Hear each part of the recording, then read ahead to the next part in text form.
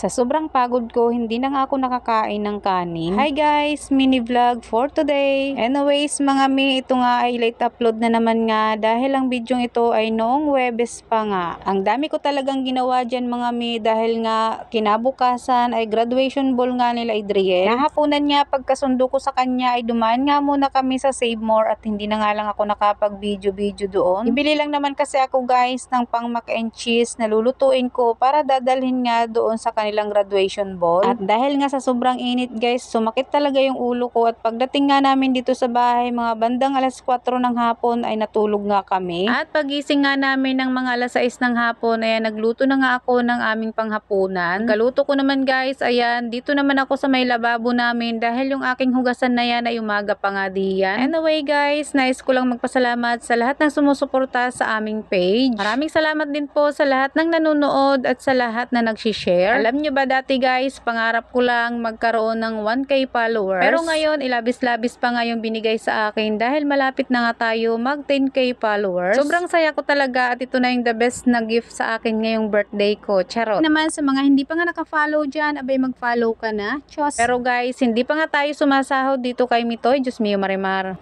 Pero dobling sipag lang sa pag-upload, syempre sa pakikipag-engage sa mga kapwa content creator at sa mga nagsisimula pa lang sa pagbablog o sa pag-upload ng kanilang mini vlog. Go lang tayo mga mi, kahit mababa ang views at kahit walang earnings at hindi lang pala ako ang ganito guys, marami pala tayo. Mapapasaan at magpapasahod din yan si Mitoy, tingnan nyo guys.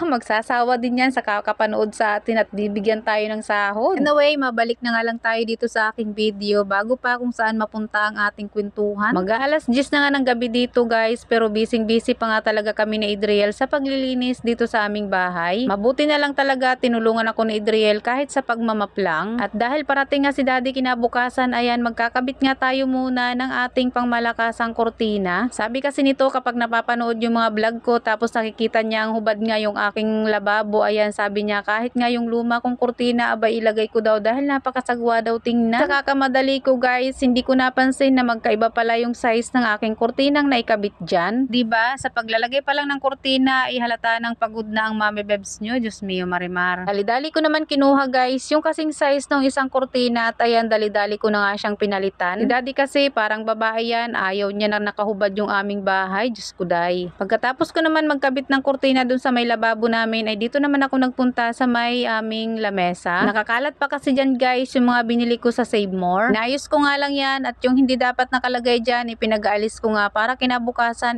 malinis naman tingnan pagising ko. Pagkatapos naman na marami kong gawain, ayan, medyo nakaramdam nga ako ng gutom at ayan, magkakape nga sana ako kaya lang naisip ko baka hindi ako makatulog. Mabuti na lang meron nga akong biniling fresh milk kaya ayan na nga lang talaga yung aking iinumin. Bago ko nga siya binuksan, itiningnan ko nga muna yung expiration date. Pinainom ko nga din dyan sa Adriel at hindi ko na nga lang din na videohan. At ayan, habang umiinom ako ng fresh milk ay kumuha naman ako ng tinapay at isinawsaw ko na nga lang din at ginawa ko na nga lang din kape. Siya hanggang dito na lang po. Maraming salamat!